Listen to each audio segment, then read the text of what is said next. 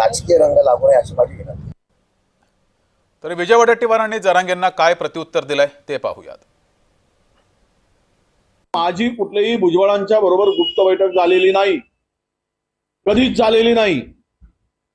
हे काहीतरी हवेवर बोलणं आणि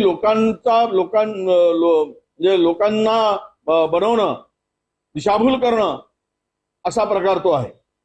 त्यामुळे यामध्ये 1% तथ्य नाही. मी आणि भुजबळ एकत्र बसलो, भुजबळ साहेब, आणि आमचं गुप्त बैठक झाली. ते आमच्या समाजावर अन्याय होता, आम्ही बोलायचं नाही.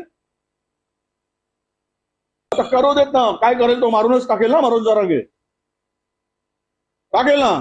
त्यापेक्षा काय, ओबीसी समाजाच्या हक्कासाठी लढताना आमचा जीव गेला तरी चालेल.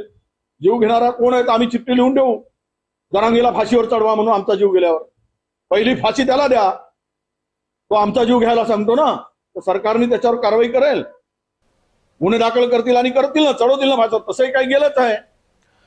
बातमी रोहिणी खडसे यांच्या संदर्भात पुणे पोलिसांनी रोहिणी खडसे यांची चौकशी केली आहे.